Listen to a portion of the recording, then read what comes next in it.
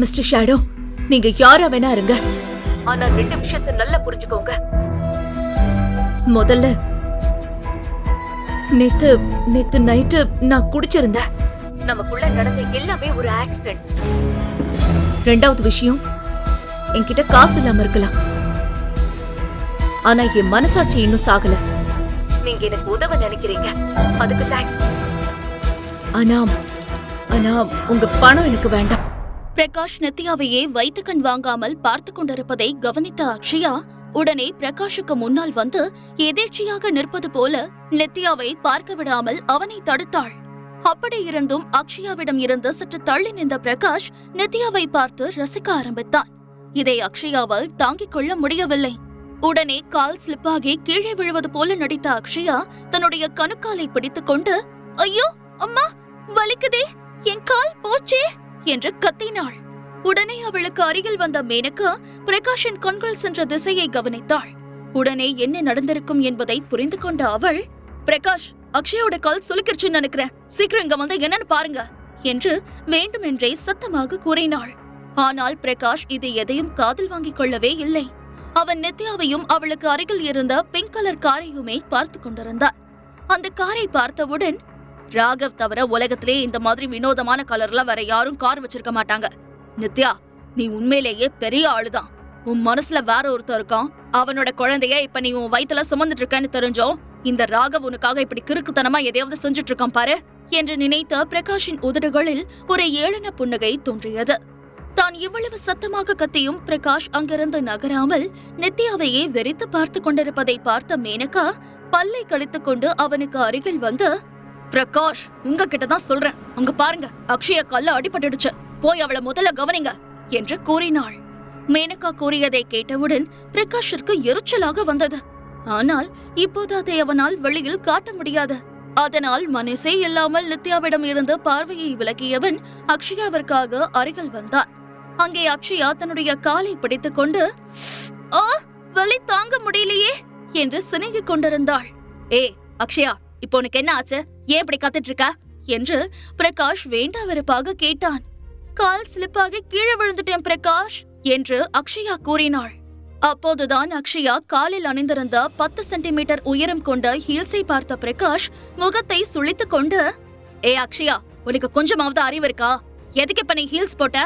கன்சீவா இருக்கும் போது high heels போடக்கூடாதுன்னு உனக்கு தெரியாதா என்று பிரகாஷ் கோபமாக கேட்கவும், இதெல்லாம் சொன்னா உங்களுக்கு புரியாது பிரகாஷ், இந்த டிரெஸ்ஸுக்கு ஹீல்ஸ் போட்டாதான் அழகா இருக்கும் என்று அக்ஷயா சொல்லவும் பிரகாஷின் முகத்தில் வெளிப்படையாக ஏளனம் தெரிந்தது.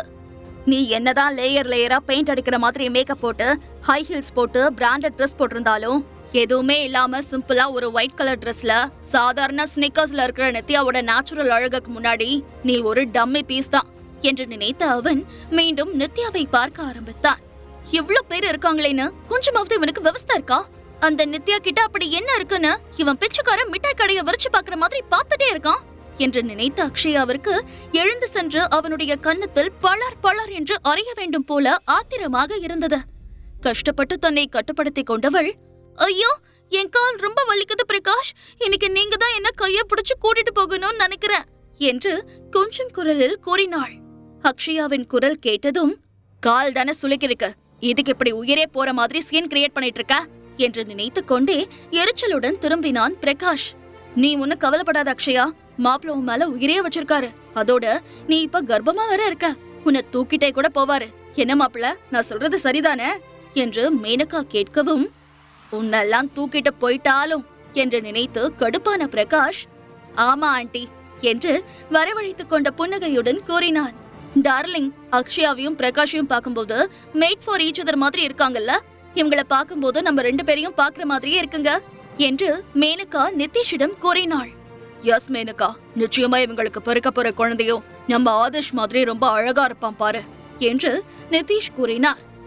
ஆதிஷ் அப்படியே உங்களை மாதிரியே இருக்கான், உங்களை மாதிரி அப்படியே எல்லாரையும் அவன் அட்ராக்ட் பண்ணிடுவான் என்று மேனகா சொல்லவும் அதை கேட்ட நிதிஷ் பூரித்து போனார். அப்போது இவர்களுக்கு அருகில் வந்த நித்யா பிரகாஷ் மற்றும் அக்ஷயாவை கவனிக்கவில்லை. அவள் நேராக நிதிஷை பார்த்து, ஹலோ மிஸ்டர் நிதிஷ், நான் மிஸ்டர் ராகவோட எம்ப்ளாயி, இந்த மீட்டிங்ல நானும் உங்க கூட இருக்கேன். மிஸ்டர் ராகவ் வெளியில இருக்காரு, இன்னும் கொஞ்சம் நேரத்துல வந்துருவாரு, நம்ம போலாமா என்று அவள் மரியாதையுடன் அவர்களை வரவேற்றாள். நித்யாவை பார்த்தவுடன் நிதிஷ் அவளை அடையாளம் கண்டு கொண்டார். உடனே அவர் பல்லை கடித்துக் கொண்டு, ஏய், அன்னைக்கு ஹோட்டல்ல எங்க கிட்ட திமிரா பேசின பொண்ணு தானே நீ? உங்க கம்பெனில உன்னை தவிர வேற யாருமே இல்லையா? அந்த ராகவுக்கு எவ்வளவு தைரியம் இருந்தா என்ன இன்வைட் பண்ண உன்னை அனுப்பியிருப்பாரு. என்னை இன்சல்ட் பண்றதுக்காகவே இப்படி நடந்துக்கிறாரா என்று கோபமாக கேட்டார். அவர் கூறியதை கேட்டு நித்யா மனம் தளரவில்லை. அவள் நம்பிக்கையுடன், சாரி சார், அன்னைக்கு ஹோட்டல்ல நடந்த இன்சிடென்ட்டுக்கும் இதுக்கும் எந்த சம்பந்தமும் கிடையாது. நான் இப்போ டியூட்டில இருக்கேன். என்னோட டியூட்டியை நான் கரெக்டா செய்வேன் என்று கூறினாள். அப்பொழுது மேனகாவுக்கு அருகில் நின்று கொண்டிருந்த ஆதிஷ், ஏ அழுக்க கத்திரிக்கா, நீயே இங்க வந்த? ஒழுங்கா இங்க இருந்து ஓடி போயிடு, இல்லன்னா நீ ரோட்ல போறப்ப நான் காரை ஏத்தி கொன்னுடுவேன் என்று ஆக்ரோஷமாக கூறியவன் தன்னுடைய காலை உயர்த்தி நித்யாவை உதைக்க போனான். நல்ல வேளை நித்யா சுதாரித்துக் கொண்டு 2 அடி பின்வாங்கினாள். அவள் மேல் அடிபடவில்லை என்றாலும் ஆதிஷின் ஷூவில் இருந்த சேறு அவளுடைய ஆடையில் பட்டுவிட்டது. ஆனாலும் நித்யா கோபப்படவில்லை. ஆதிஷை பார்த்து புன்னகையுடன், thank you my dear little boy, இனிமே ரோட்ல போகும்போது ரொம்ப அடிபடாம இருக்க கரெக்டா டிராபிக் ரூல்ஸ ஃபாலோ பண்றேன் என்று அவள் கூறவும் உடனே கடுப்பான ஆதிஷ், சீ, என்கிட்ட பேசாத, உன்னை பார்க்கவே எனக்கு பிடிக்கல என்று வெறுப்பில் முகத்தை சுளித்தவன் மேனகாவின் கைகளை பிடித்துக் கொண்டு, அம்மா, இவள முதல்ல இங்க இருந்து போ சொல்ல என்று கை கால்களை உதைத்துக் கொண்டு கத்த ஆரம்பித்தான். மேனகா எதுவும் சொல்லாமல் அமைதியாக தன் கணவனின் முகத்தை பார்த்தாள். நிதிஷ் சிறிது நேரம் அமைதியாக நித்யாவின் முகத்தையே பார்த்து கொண்டிருந்தார். பிறகு, சரி வா போலாம் என்று கூறினார். தன் அப்பா கூறியதை கேட்ட ஆதிஷால் அதை தாங்கிக் கொள்ளவே முடியவில்லை. டாடி, என்ன சொல்றீங்க? இந்த அழுக்க கத்திரிக்கா கூடலாம் நான் வரமாட்டேன். முதல்ல இவளை இங்க இருந்து போக சொல்லுங்க என்று அவன் திரும்பவும் கத்தினான். டென்ஷன் ஆகாத ஆதிஷ், நீ எதுக்கு அவளை பாக்குற? நாம இந்த பார்க்குக்கு விளையாட தானே வந்தோம், வா நாம போய் டிக்கெட் எடுக்கலாம் என்று நிதிஷ் சொல்லவும் ஆதிஷ் மீண்டும் கத்துவதற்காக வாயை திறந்தான். ஆனால் மேனகா உடனே அவனை பிடித்து தன் வாயில் விரலை வைத்து அமைதியாக இருக்கும்படி சைகை செய்தாள். அதற்குள் நித்யா ராகவிற்கு கால் செய்து நிதிஷ் வந்திருக்கும் விஷயத்தை சொல்லிவிட்டாள்.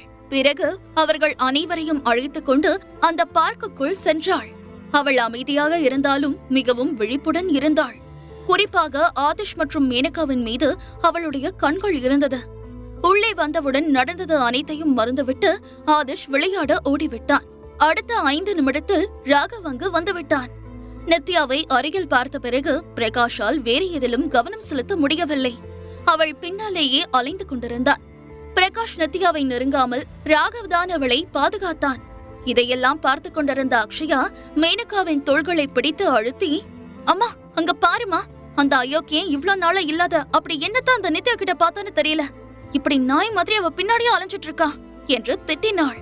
உடனே மேனகா அக்ஷயாவின் வாயை பொத்தி, அக்ஷயா கொஞ்சம் பொறுமையா பேசு, பிரகாஷ் காதுல விழுந்தா என்ன ஆகுறது என்று கடிந்து கொண்டாள்.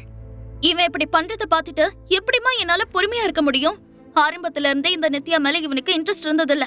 அதனால என்னால இந்த குடும்பத்துல இருந்து இவளை ஈஸியா துரத்த முடிஞ்சது. ஆனா இப்ப என்னடான்னா இவன் அவன் பின்னாடி பைத்தியக்கார மாதிரி அலைஞ்சிட்டு இருக்கான். இத பாக்க பாக்க எனக்கு கடுப்பா இருக்குமா என்று அக்ஷயா கூறினாள். எனக்கு புரியுது அக்ஷயா, ஆனா வேற வழி இல்ல. நீ பொறுமையா இருந்துதான் ஆகணும். அந்த பிரகாஷ் மேல நீ உயிரையே வச்சிருக்கிற மாதிரி நடிக்கணும். ஏற்கனவே நிறைய தடவை இவன் கூட நீ சண்டை போட்டிருக்க. திரும்ப திரும்ப சண்டை போட்டுக்கிட்டே இருந்தா அவன் மனசுல உன்னால இடம் பிடிக்க முடியும்னு நினைக்கிறியா என்று மேனகா கேட்கவும் தான் அம்மா சொல்வது அனைத்தும் உண்மைதான் என்று அக்ஷயாவிற்கு புரிந்தது. சரி சொல்லுமா, இப்ப நான் என்ன பண்ணணும்? நீ சொல்றபடி நான் நடந்துக்கிறேன் என்று அக்ஷயா கூறினாள். உடனே மேனகா தன்னுடைய குரலை குறைத்துக் கொண்டு, நாம இப்போ ஒரு அம்யூஸ்மெண்ட் பார்க்ல இருக்கோம். இங்க ஆதிஷ கண்ட்ரோல் பண்றது எவ்வளவு கஷ்டம்னு உனக்கே நல்லா தெரியும். அவனை பாத்துக்க சொல்லி நான் நித்யா கிட்ட சொல்ல போறேன்.